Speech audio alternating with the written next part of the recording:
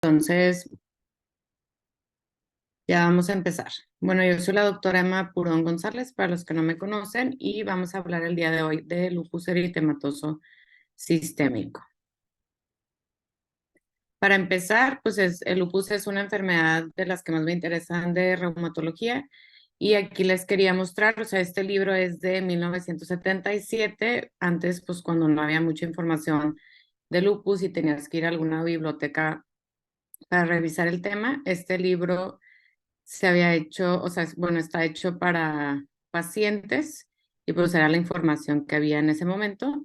Y pues de esta enfermedad siempre he estado actualizándome o leyendo desde que estaba más pequeña porque tengo un familiar cercano con lupus, entonces pues también está un poquito más fácil entender a los pacientes. Bueno, entonces, ¿qué es lo que vamos a ver? Vamos a ver generalidades, un poco sobre todas las presentaciones o algunas de las presentaciones de la enfermedad, la patogénesis y luego ya criterios de clasificación y parte del tratamiento.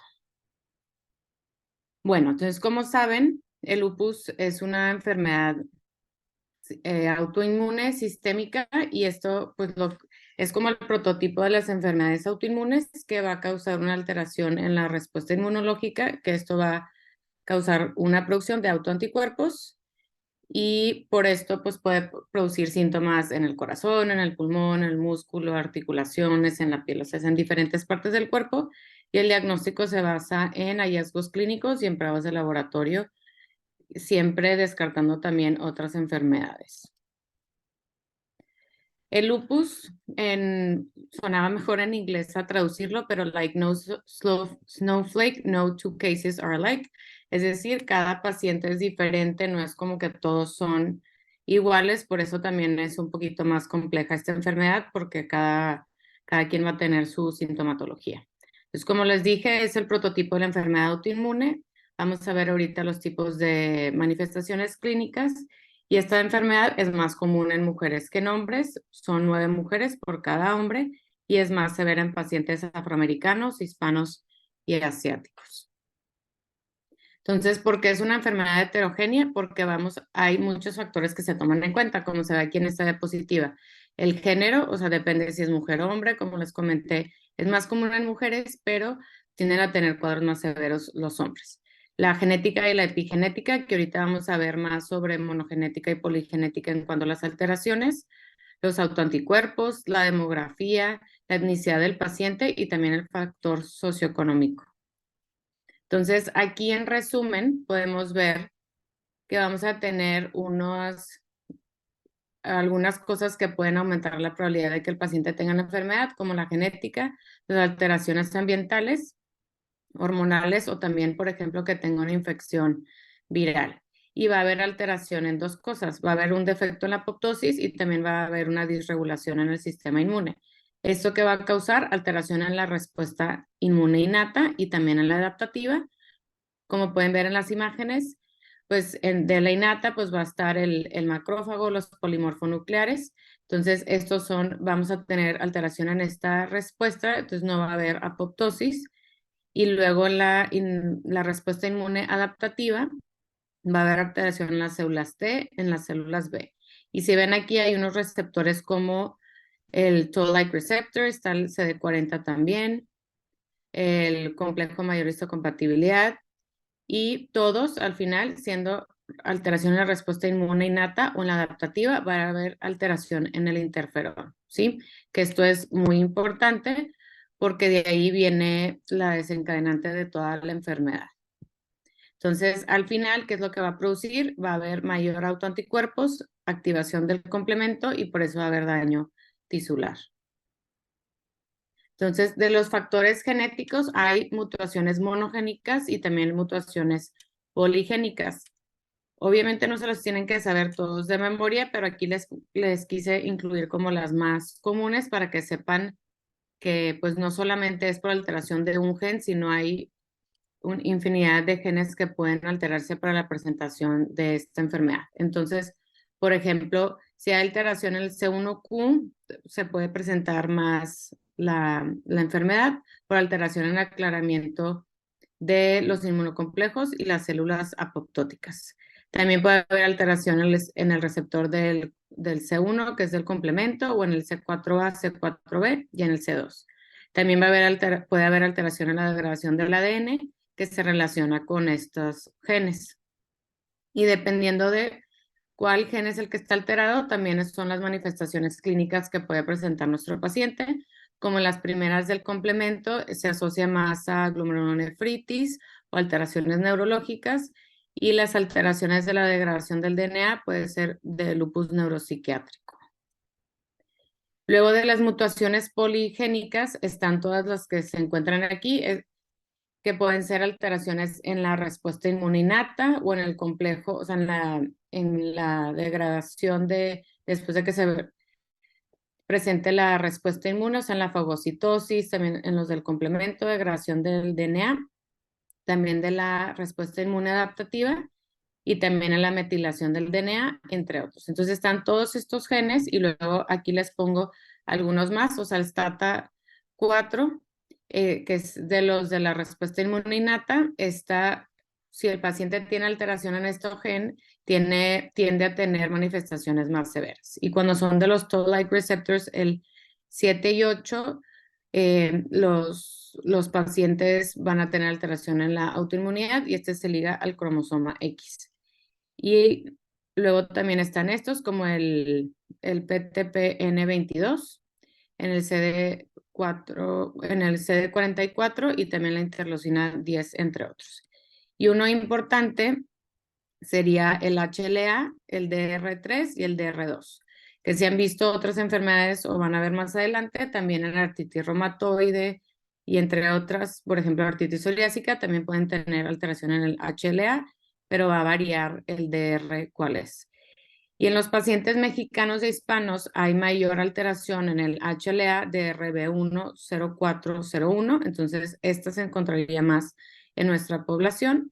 Y también estas alteraciones se asocian más al anti-RO y a lo de los antifosfolípidos.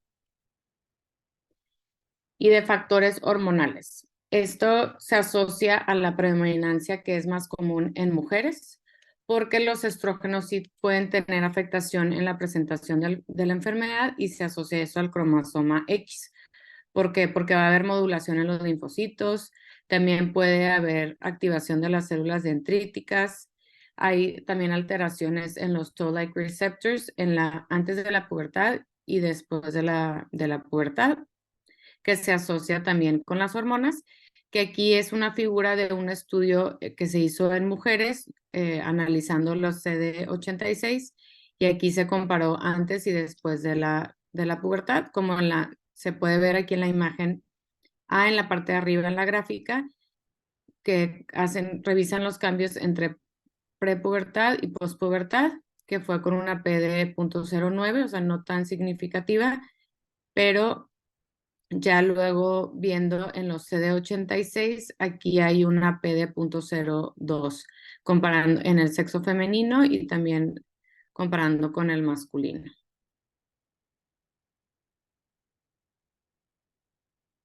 Y esto sería más o menos de lo mismo de otros receptores que se revisaron en si tenían dos cromosomas X o uno y se vio que era más común en las de doble cromosoma, o sea, en las mujeres. Igual aquí es una imagen mostrando un poquito de lo mismo. Y de los factores medioambientales, se ha reportado más en virus del Epstein-Barr, pero puede ser por diferentes virus que se pueda activar la enfermedad.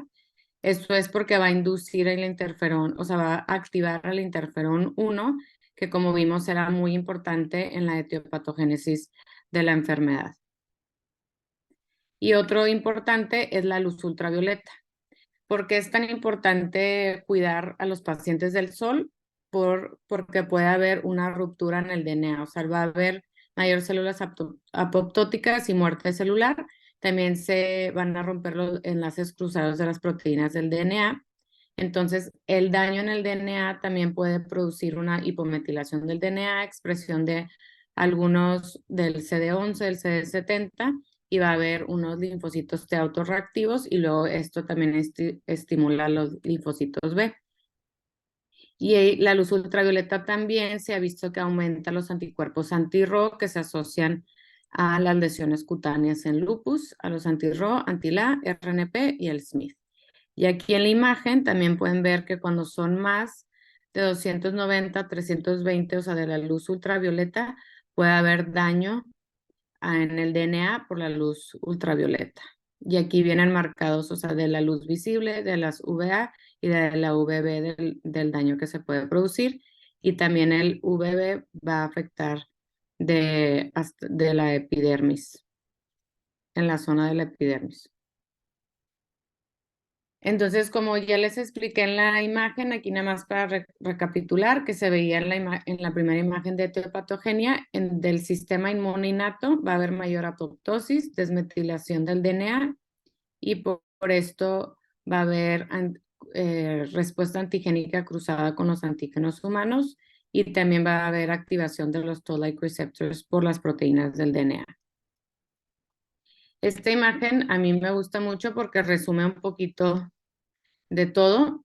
Es de Lupus Reference de un doctor, o sea que que tiene su cuenta de Twitter y pone varias imágenes de lupus porque solo estudia de lupus.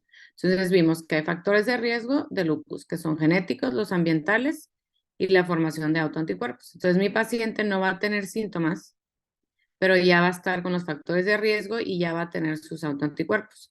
Posteriormente empieza a tener las primeras manifestaciones de lupus, que ahorita las vamos a ir revisando. Entonces pudiera ser que sea un lupus incompleto y el diagnóstico ya sería cumpliendo los criterios de clasificación. Entonces aquí ya sería importante evaluar la actividad de la enfermedad y tratar de prevenir el daño. Esto, ¿cómo lo vamos a tratar de prevenir? Sería viendo varios factores, las comorbilidades de mi paciente, que puede ser que aparte de tener lupus, mi paciente tiene hipertensión, obesidad, dislipidemia, alguna otra cosa. Si tiene anticuerpos de antifosfolípidos, también es muy importante tenerlo en cuenta porque se puede asociar un SAP secundario. Los pacientes con lupus en sí tienen mayor riesgo de aterosclerosis o tienen una aterosclerosis acelerada. Entonces hay que, en estos pacientes, tratar de tener la enfermedad lúpica lo más controlado posible y aparte también cuidar los factores de riesgo que pueden presentarse en cualquier persona, es decir, la glucosa, si fuman, toman, el perfil de lípidos, ¿verdad?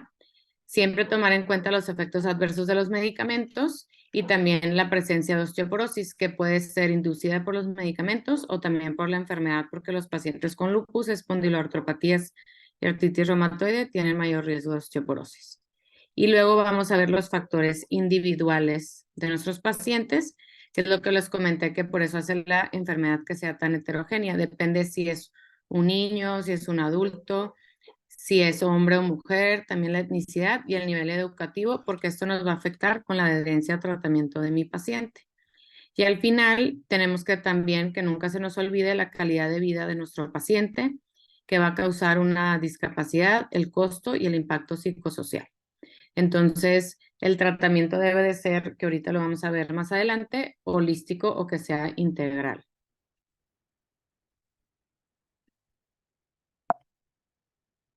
Esta es una gráfica que a mí me gusta mucho para mostrar la historia natural de enfermedad y lo que se hace cuando ya tenemos al paciente con el diagnóstico y el tratamiento adecuado. Entonces, en la parte de arriba podemos ver un paciente que no está en tratamiento. En la fase preclínica va a empezar a tener formación de autoanticuerpos en donde se presenta la enfermedad. La línea en azul nos muestra la actividad o las agudizaciones que puede presentar nuestro paciente y lo que está en rojo, la línea roja es el daño permanente que va a presentar mi paciente. Entonces, entre mayor agudizaciones, mayor daño y comorbilidades va a tener mi paciente. Cuando nosotros ya empezamos a darle tratamiento o hacer la estrategia de treat to treat, lo que vamos a buscar es disminuir las agudizaciones y también el daño permanente. Y en esta imagen podemos ver también el rango de edad. Es más común el lupus, como dije en mujeres. Entonces, aquí en la campana de Gauss, la rosa es el sexo femenino, se presenta más en la edad reproductiva, entonces más o menos de los 35 a los 50 es donde se ve más grande la parte aquí de la campana. Luego en los hombres, como no es tan común, pues realmente no hay un pico de edad que se presente la enfermedad y cuando combinan los dos, pues se va a parecer mucho a la de las mujeres. Y luego las otras dos, que son gráficas de barra, podemos ver al diagnóstico si mi paciente va a tener síntomas, o sea, que esté catalogada como leve, moderada o severa. Entonces, muchos pacientes cuando recién se diagnostican van a tener actividad leve. Aquí pueden ver que hasta el 56% a su diagnóstico, pero en su última evaluación solo el 28% tenía actividad leve. ¿Por qué? Por ejemplo, la enfermedad renal se presenta en los primeros 5 años de la enfermedad, que ahorita vamos a ver que es la que... No, güey, o sea, nefasto,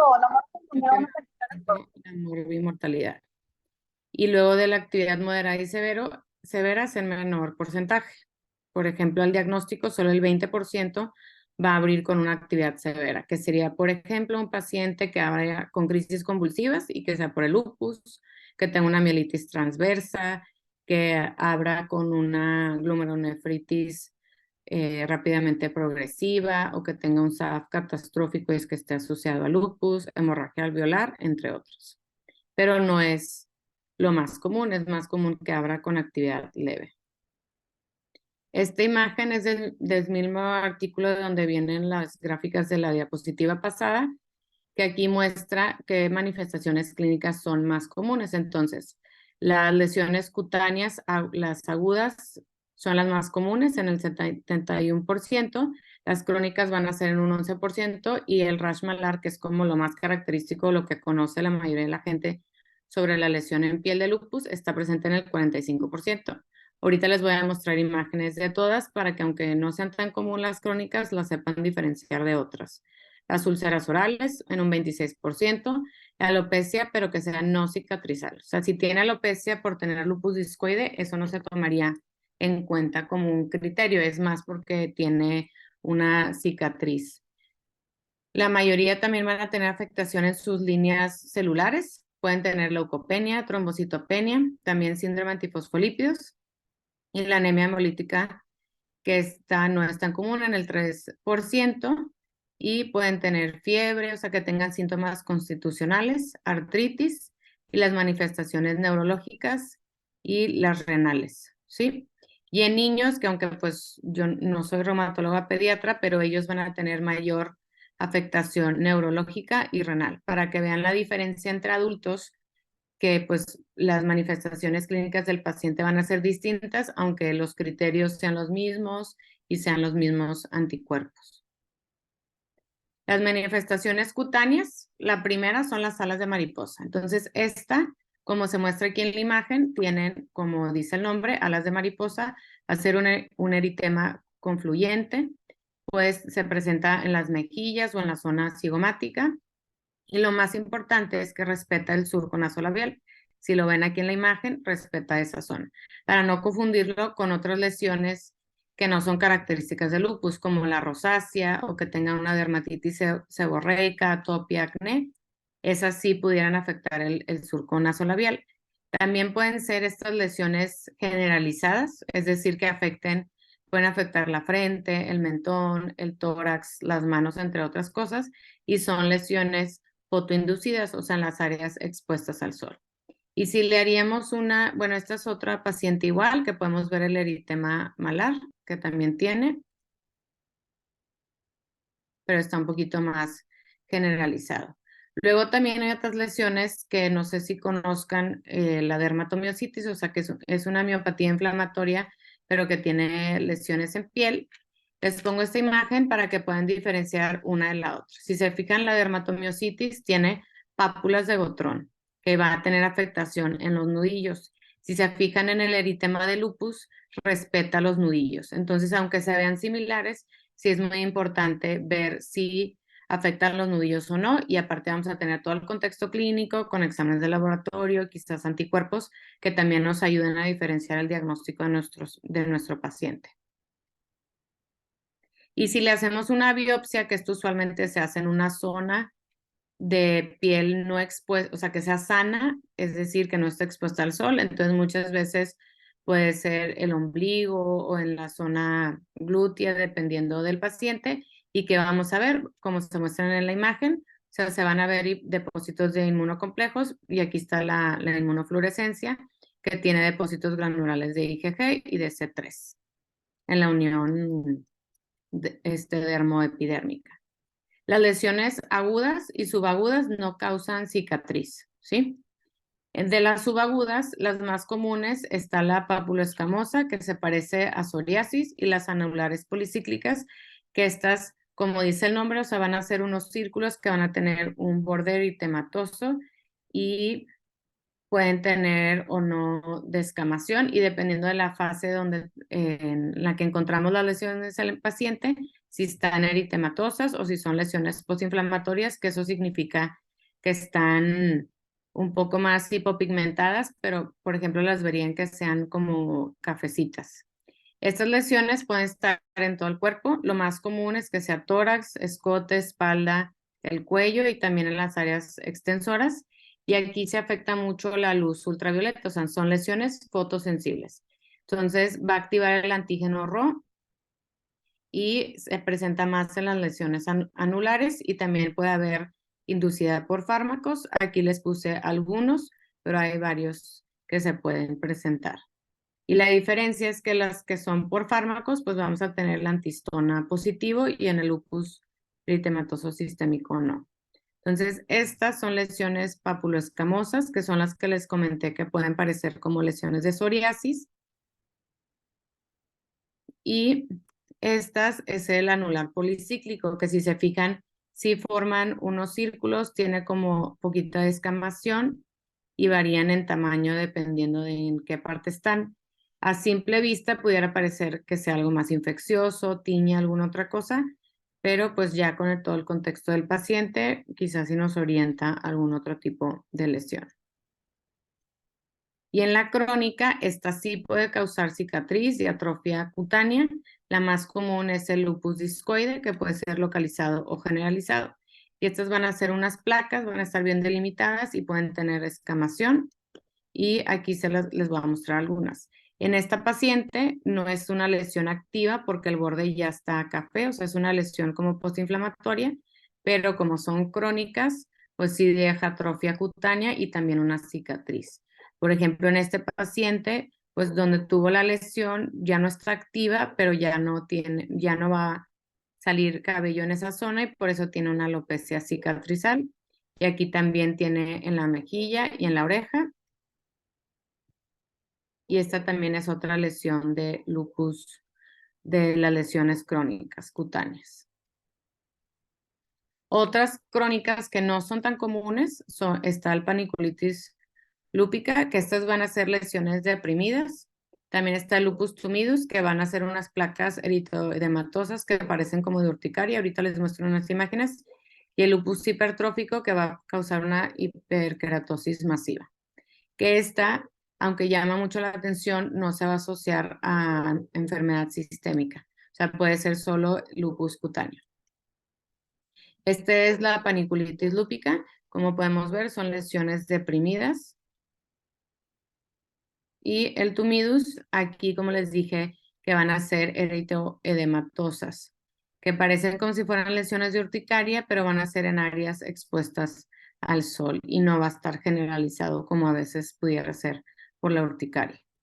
Y el hipertrófico, pues si lo ves así rápido, puede parecer como si tuviera lepra el paciente por la hiperkeratosis, pero pues hay que descartar a lo mejor una enfermedad autoinmune como lupus. Otras alteraciones serían las úlceras orales y la alopecia. Entonces, las úlceras orales usualmente no producen dolor en el paciente, entonces siempre en la exploración física hay que revisar la boca del paciente. Y la alopecia, como en los criterios, la alopecia que incluye es la no cicatrizal. Y las lesiones específicas de lupus, que son las que ya vimos, las de lupus cutáneo agudo, subagudo y el lupus crónico, que sería la más característica, el lupus discoide. Luego hay otras cosas que se pueden presentar en lupus, pero no es específico de la enfermedad. Una sería que el paciente tenga un cabello lúpico o decimos baby hair, cabello de bebé, porque está muy delgadito, frágil, y se asocia con la actividad de la enfermedad. Entonces, este sería lo del cabello lúpico, que como vemos en la paciente está muy delgadito, tiene, o sea, afectación en la línea frontal y puede que se le rompa muy fácil también y se asocia con la actividad de la enfermedad. Entonces, ajustando el tratamiento, debemos de mejorar esto del cabello de la paciente. Luego, esta es la alopecia no cicatrizal, que tiene una zona sin cabello, pero no es que tenga una cicatriz la paciente ahí, que eso también debe mejorar con el tratamiento.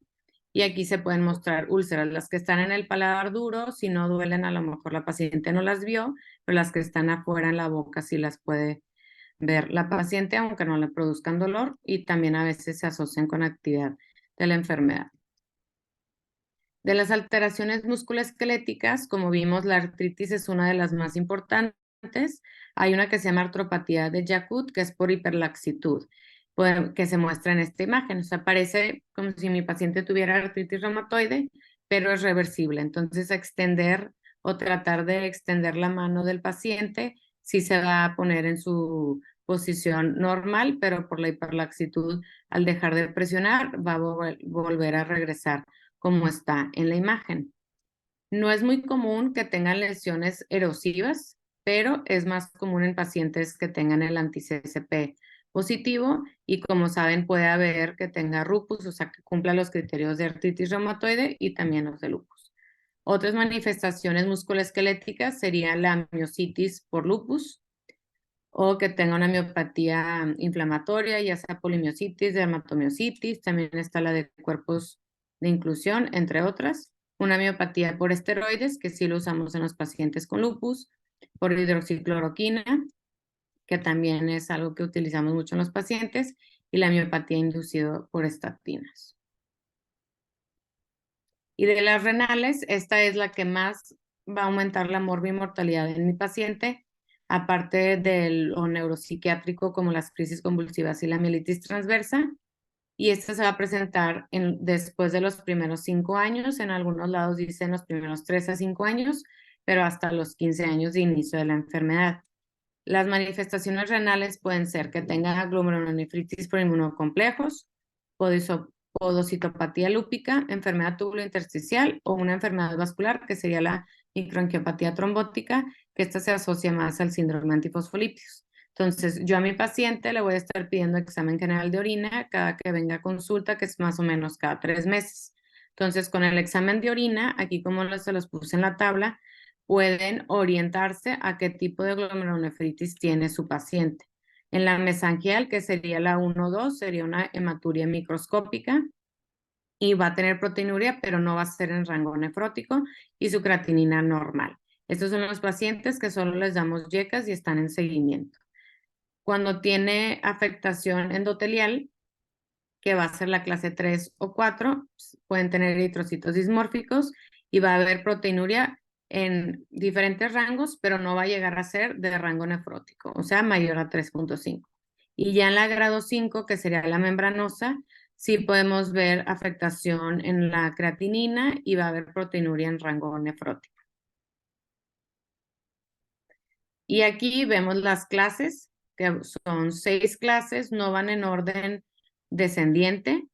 Nada más es como se toma la biopsia del paciente y puede mi paciente tener una clase 3-5, 4-5 o solo tener 5, o sea, puede ser mezclada. Y la clase 6 es cuando ya está todo esclerosado y normalmente los pacientes ya están en hemodiálisis. Entonces, esta sería la clase 1, la mínima mesangial, que cuando hacemos la microscopía no se va a ver, pero cuando le hacemos inmunofluorescencia va a haber depósitos mesangiales. Ya en la clase 2 sí va a haber proliferación mesangial que se puede ver en la microscopía y pues en la inmunofluorescencia también se va a ver, como se ve aquí en la imagen, que va a tener más de 3 células en el polo vascular. Luego en la clase 3 y 4, que esta es una 3 y la que sigue es una 4, lo que nos va a diferenciar, o sea, aquí es depósitos subepiteliales y también van a tener los mesangiales, pero se dividen entre clase 3, perdón, y 4, si es afectación focal, o sea, que afecte menos del 50%, y cuando es más del 50% sería una clase 4. Y la clase 5 es cuando ya va a haber depósitos subepiteliales que hace que se hagan unas asas de alambre como las que se ven aquí en la imagen. Y la clase 6 ya estaría todo esclerosado, ¿sí?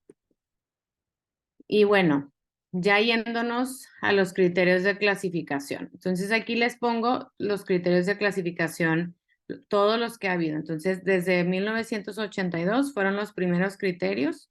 En el 97 se modificaron los criterios de ACR.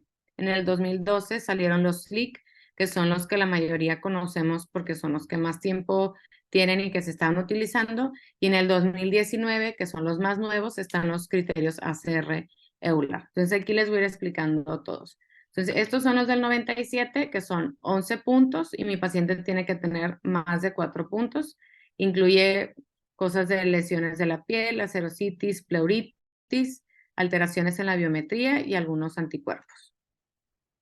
Los criterios SLIC es un poquito más detallada. Aquí los divide en criterios clínicos, inmunológicos, y el paciente tiene que tener al menos uno clínico y inmunológico para el diagnóstico y tienen que ser más de 4. O tener una biopsia renal con anti-DNA o ANAS positivos. Y aquí igual se dividen las lesiones cutáneas, vemos también la artritis, serositis, afectación renal, neurológica y los de la biometría y los anticuerpos que van a ser los ANAS, anti-DNA, anti-SMID, antifosfolípidos, el complemento y las pruebas del CUMS directo positivo. Y estos son los más nuevos, son los que se utilizan en la actualidad, que son los ACR EULAR del 2019. Aquí tienen un criterio de entrada que tenga los ANAS positivos mayor o igual a 1 en 80 y después ya puedo ir a ver los dominios. Estos son los dominios clínicos y estos son los inmunológicos. Lo importante es que mi paciente al menos tiene que tener un dominio clínico. No puedo hacer toda la puntuación y solo tomar los parámetros inmunológicos. Y en cada dominio escogemos el de mayor puntaje. Entonces, si mi paciente tiene delirio, pero también tiene crisis convulsivas, pues las convulsiones dan mayor puntaje en lo neuropsiquiátrico y solo voy a tomar los 5 puntos, por ejemplo. Y mi paciente tiene que sumar mayor igual a 10 puntos, tomando en cuenta todo esto, para decir que cumple los criterios de clasificación de lupus, ¿sí? Es muy importante saber que no hay otra causa más probable que el lupus para lo que le está sucediendo a mi paciente, porque hay muchos imitadores como neoplasias, varias infecciones como la tuberculosis, que también nos va a dar los anticuerpos positivos. Entonces sí hay que tener diagnósticos diferenciales y descartar otras causas antes de solo directamente decir que la paciente tiene lupus.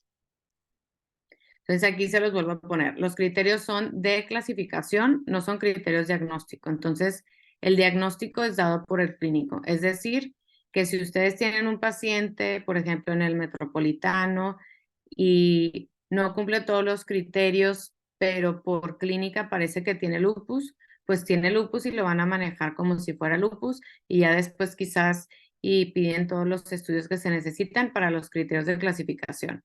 Pero el diagnóstico no me voy a basar solo en los criterios de clasificación. Entonces, el diagnóstico, ya les dije de los criterios, este igual es de la página que les comenté, y aquí vienen, todas las manifestaciones clínicas que puede tener mi paciente, las que son más comunes al inicio, el rash malar, la artritis, los síntomas constitucionales como fiebre, pueden tener fotosensibilidad y todas las demás no son tan comunes, y los anticuerpos que se relacionan. Los que más van a presentar nuestros pacientes son los anticuerpos antinucleares en el patrón moteado fino o el homogéneo. También está el anti-DNA, el anti-ROY y anti-LA, les comenté que se relaciona más a manifestaciones cutáneas.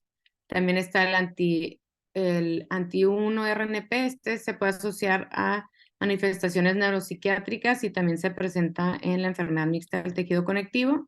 El anti-SMID, aunque no es muy común que lo presente, es el más específico de la enfermedad. Y luego están también el anti-R, el ribosomal P, también es manifestaciones neuropsiquiátricas.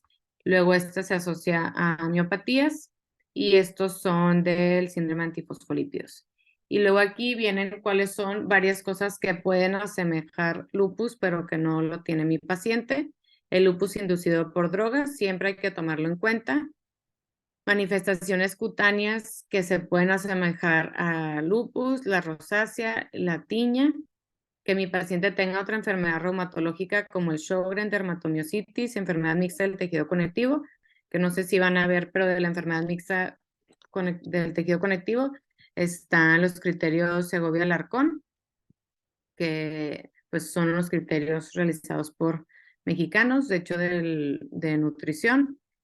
Infecciones como la endocarditis, hepatitis, el parvovirus, Epstein-Barr, VIH, que también pueden ser desencadenantes de la enfermedad o que sea algo que imite todo el cuadro clínico.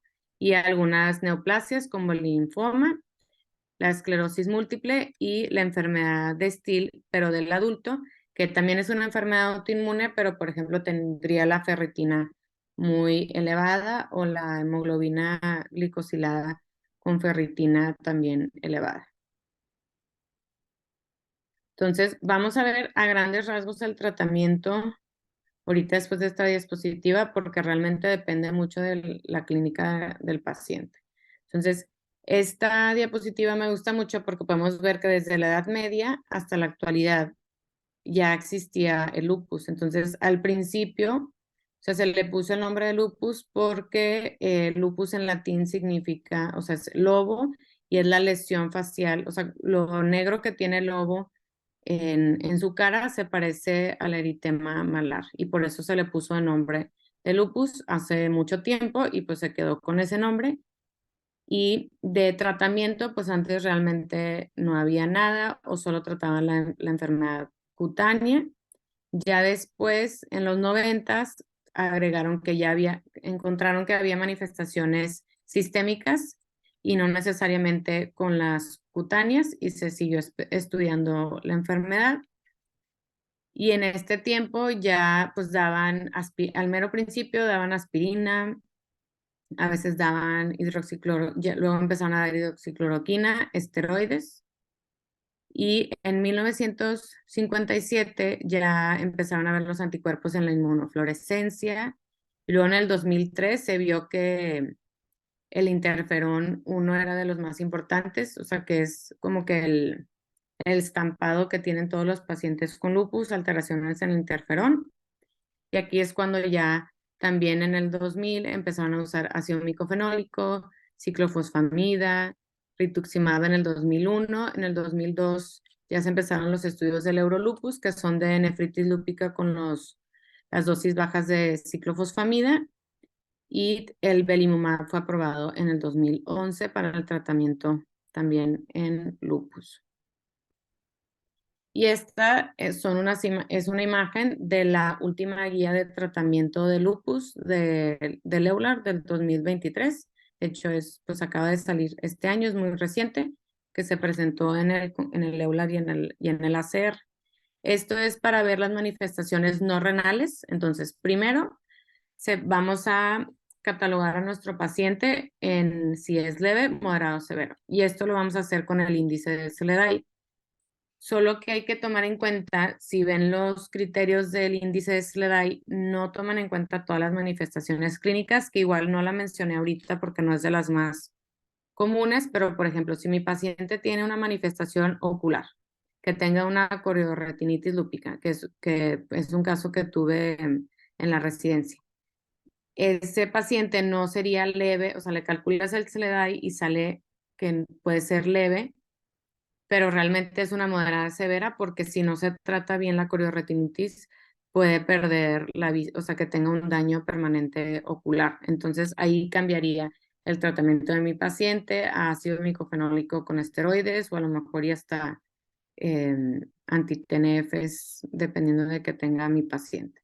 Entonces, primero son todas las medidas generales, la protección solar, que mi paciente use bloqueador, que se lo reaplique cada 2 a 4 horas y que sea bloqueador mayor de 50 de la protección, que realice ejercicio, que no fume, una dieta balanceada, que tengan todas sus vacunas actualizadas, porque digo, si en la población general realmente de adultos no se vacunan, es muy importante también recordarles, pero en los pacientes con lupus es muy importante porque van a tener alteración en su respuesta inmune por la enfermedad. Y luego nosotros le vamos a dar un medicamento que es inmunosupresor, que también le aumenta la probabilidad de que pueda infectarse el paciente. Entonces, aunque sea un paciente joven, tiene indicación de la de Shingrix, o sea, la de herpes zóster, a lo mejor de la neumococo también, las de COVID con refuerzos, influenza cada año, que tenga la de tétanos, etcétera.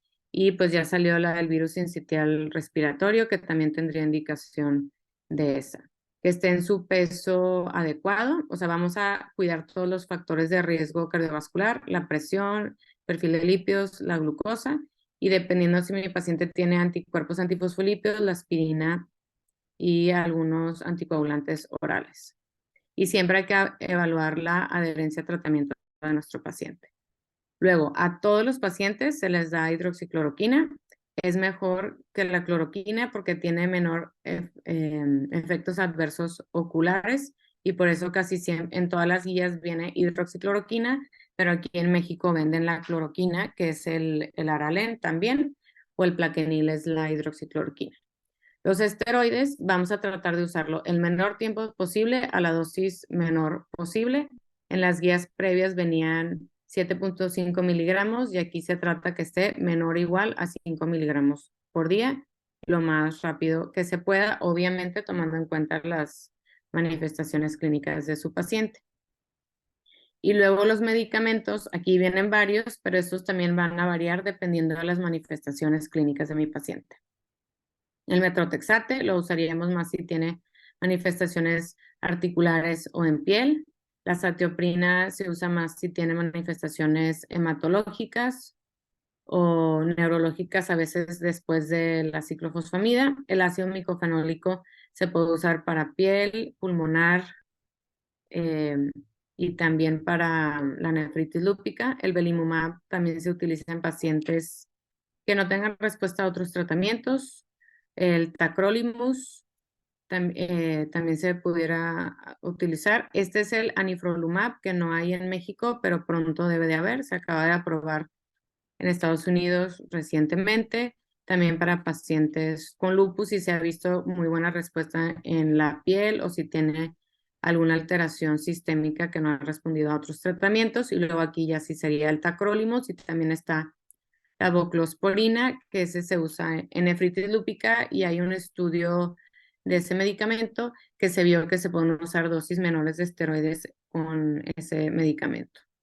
Y luego, en casos más severos, la ciclofosfamida, por ejemplo, si tiene las manifestaciones pulmonares, que tenga una enfermedad pulmonar intersticial que no haya respondido a otro tratamiento, cuando tienen crisis convulsivas, o sea, manifestaciones neurológicas, también casi siempre se utiliza la ciclofosfamida y el rituximab también se puede utilizar pues básicamente para cualquiera de las manifestaciones, más que nada hay casos reportados en la miositis lúpica, en nefritis lúpica y también en las manifestaciones pulmonares, ¿sí? Pero para el rituximab hay que tomar en cuenta de que pueden luego tener disminución en las inmunoglobulinas, entonces deben de tomar los niveles antes y luego después, como cada 6 meses después de cada ciclo. Y las metas de mi paciente para remisión es que el SLEDAI esté en 0, que esté usando el Plaquenil y que el esteroide esté menor a 5 miligramos por día. Y baja actividad sería que tenga el SLEDAI en 4, o sea que va a estar en un leve, la hidroxicloroquina o el esteroide menor a 5 miligramos y siempre que esté utilizando el inmunosupresor o el biológico, o sea, estable y que está tolerando la dosis mi paciente. Esto es en los pacientes con nefritis lúpica, que básicamente, o sea, aparte del tratamiento inmunosupresor o inmunomodulador que le voy a dar, siempre hay que darles yecas, ver si le vamos a dar dapaglifosina o no y los anticoagulantes. Y hay diferentes, o sea, lo ideal es darle ácido micofenólico, que es el CELCEP o el ACOSEP, Y después, dependiendo de la respuesta de mi paciente, se puede usar ciclofosfamida a bajas dosis, que realmente cada vez se utiliza menos y en un paciente joven no, porque va a disminuir la fertilidad en el paciente, o sea, la probabilidad de embarazo en un futuro. Combinar azatioprina con ácido micofenólico o que sea combinar ácido micofenólico con dosis baja de ciclofosfamida, belimumab, o el ácido micofenólico con un inhibidor de calcineurin como el tacrolimus, o dosis altas de ciclofosfamida, y ya si no responde a nada más, le podemos dar rituximab a mi paciente, bueno, a su paciente.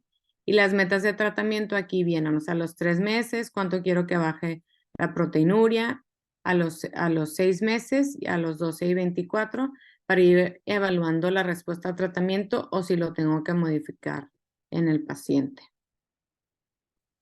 Y esta diapositiva también es parte de bueno, es de lo del mismo doctor de Lupus Reference, pero engloba todo lo que debemos de tomar en cuenta en el paciente con lupus. O sea, no solo son los medicamentos.